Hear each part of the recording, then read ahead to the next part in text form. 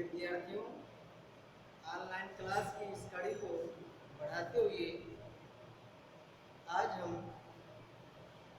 DElEd चतुर्थ semester के paper में शांति शिक्षा और सतत विकास के पेपर में टॉपिक आज के डेट की आज आशुबेल के सीखने के सिद्धांत शिक्षा की दृष्टिकोण से। ये आशुबेल के सीखने के सिद्धांत शिक्षा के दृष्टिकोण से क्या है, इसको आज हम देखेंगे।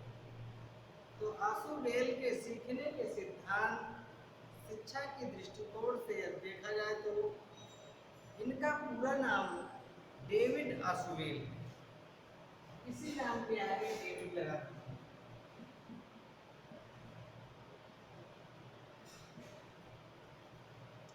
डेविड आशुबेल ने सीखने के संज्ञानात्मक सिद्धांत, कौन सा सिद्धांत?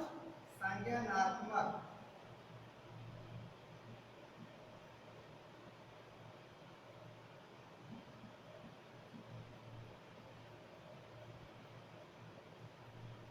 संज्ञानात्मक सिद्धांत कॉग्निटिव थ्योरी का निर्माण किया इन्होंने। डेविड आशुबेल ने सीखने के संज्ञानात्मक सिद्धांत यानी कॉग्निटिव थ्योरी का निर्माण किया। इसे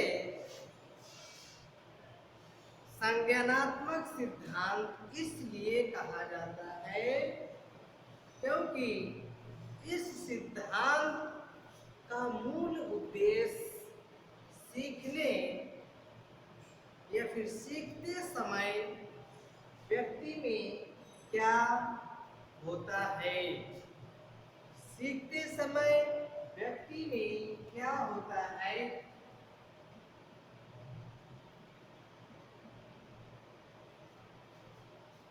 क्या होता है का वर्णन करना होता है। डेविड आशुबेल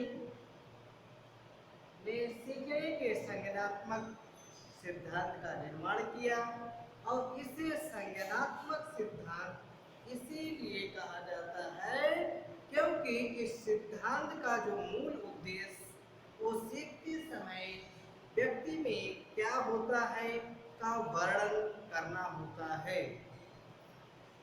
इस सिद्धांत में यह बताने का प्रयत्न किया जाता है, इनके सिद्धांत में यह बताने का प्रयत्न किया जाता है कि सीखने की जो प्रक्रिया है या सीखने की प्रक्रिया में जब नए पाठ को विद्यार्थी पूर्व ज्ञान के साथ जोड़ते हैं, यानी यहाँ पे शिक्षण सूत्र टीचिंग फार्मूला आपको फर्स्ट सेमेस्टर में सेकंड पेपर में कई सारे टीचिंग फार्मूला बताए गए हैं, है कि नहीं, जो निश्चित से अनिश्चित की ओर, सरल से कठिन की ओर, नए से पूर्व ज्ञान की ओर।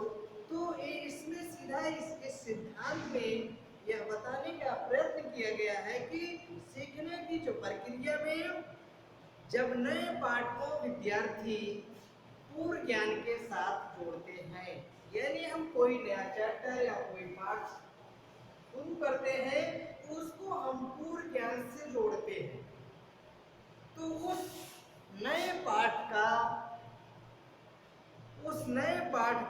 उस पर क्या प्रभाव पड़ता है, यानी बच्चे पर नए पाठ का उस पर क्या प्रभाव पड़ता है जिससे कि उसका पूर्व ज्ञान जुड़ रहा है। तो विद्यार्थी के पूर्व ज्ञान के भंडार को संज्ञानात्मक संरचना कहा जाता है। यही विद्यार्थी को जो पूर्व नॉलेज है, पहले का ज्ञान है, उसके भंडार के जो भी भंडार उसका है, पहले उसका पहला नॉलेज है, पूर्व का नॉलेज है, पूर्व का ज्ञान है, वही क्या है? संज्ञानात्मक संरचना।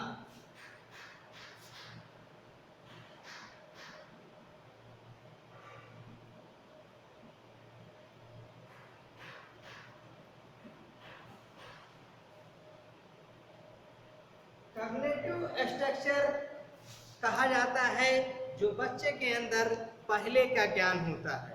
तो टीचिंग फार्मूले के तहत उसको जो नया पार्ट, नया चैप्टर, नया ज्ञान उसको दिया जाता है, वो ज्ञान पूर्णतः पहले के ज्ञान से जुड़ा हुआ होता है। तो यही है संज्ञानात्मक आशुबेल के, डेविड आशुबेल के सीखने के सिद्धांत का शिक्षा की दृष्टिकोण से महत्व। इसीलिए कहा गया है कि जो पहले का उनका नॉलेज है, पहले का ज्ञान है, वो क्या है? संज्ञानात्मक संरचना यानी स्ट्रक्चर, कॉग्निटिव स्ट्रक्चर।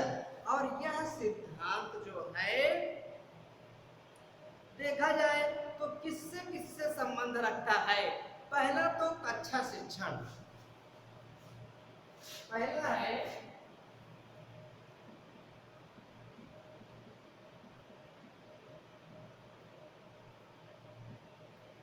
पहला हो गया कक्षा शिक्षण, और सेकंड हो गया अर्थपूर्ण सीखने।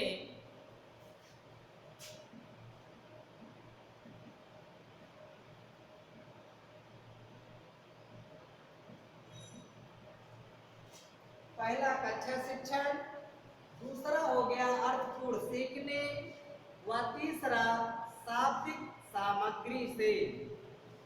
तीसरा है शाब्दिक सामग्री,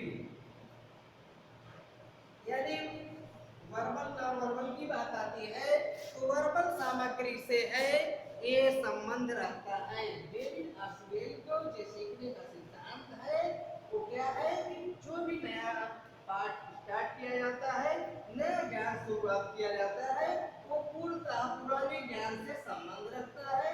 उस संबंध को हम संज्ञानात्मक संरचना कहते हैं। और इसका और यह सिद्धांत तीन, एक क्या है? कक्षा शिक्षण, अर्थपूर्ण सीखने एवं शाब्दिक सामग्री से संबंध रखता है। तो आशुबेल ने सीखने के 4 प्रकार भी बताए हैं।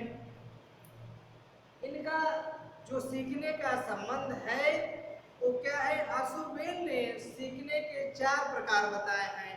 तो पहला प्रकार इनका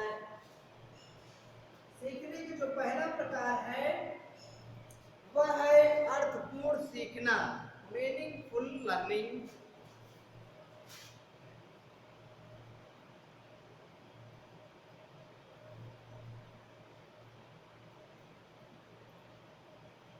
अर्थपूर्ण सीखना, मीनिंगफुल लर्निंग। यहाँ पे अर्थपूर्ण सीखने का या अर्थपूर्ण सीखने को आशुबेल ने अर्थपूर्ण आत्म सात्करण कहा है, या आत्मसात्करण कहा है। एसेसिमिलेशन इसको अंग्रेजी में कहा जाता है। इसका है आत्मसात्करण की प्रक्रिया में क्या होता है? यह बालक किसी भी विषय या पाठ को समझकर आत्मसात करता है। बालक किसी भी टॉपिक को या विषय को या पाठ को समझकर आत्मसात करता है। वह उसका संबंध पूर्व ज्ञान से जोड़ देता है। इससे पहले ये पूर्व ज्ञान की बात कह चुके हैं, यानी वो किसी भी विषय को, किसी भी पाठ को, किसी भी टॉपिक को समझता है, समझकर आत्मसात करता है और उसका संबंध पूर्व ज्ञान से जोड़ देता है, जो पहले का उसका नॉलेज है। इसमें सीखने के लिए 2 बातों का होना आवश्यक माना गया है।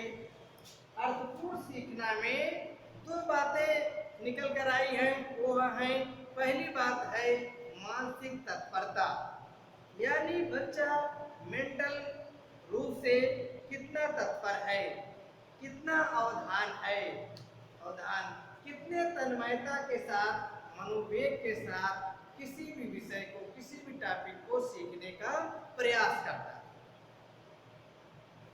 दूसरी बात है अर्थपूर्ण विषय, मीनिंगफुल सब्जेक्ट। इसमें है कि अध्यापकों को चाहिए इस अर्थपूर्ण विषय में अध्यापकों को चाहिए, टीचर्स को चाहिए कि पढ़ाए जाने वाले विषय का जो चयन, संगठन या फिर उसका प्रेजेंटेशन, प्रस्तुतिकरण इस तरीके से करें कि विद्यार्थी के लिए अधिक से अधिक अर्थपूर्ण हो सके। यानी दूसरे जो इनका दो बात बताए थे, पहला तो मानसिक तत्परता हो गया, बच्चा कितने मनोवेग से, कितने तन्मयता के साथ, अवधान के साथ किसी भी विषय को वो अध्ययन कर रहा है। दूसरी बात है अर्थपूर्ण विषय, यानी इसमें यही कहा गया है कि टीचर या अध्यापक को चाहिए कि जो भी पढ़ाए जाने वाले विषय का चयन या फिर संगठन है या भी उनका प्रेजेंटेशन या प्रस्तुतिकरण है, किस तरीके से करें या किस तरह किया जाए कि बच्चों के लिए अधिक से अधिक अर्थपूर्ण हो सके। तो बच्चों आज यहीं तक, हम अगले नेक्स्ट पीरियड में हम आपको इसके आगे का जो प्रकार है उसकी बात करेंगे। तो बच्चों आज यहीं तक, धन्यवाद।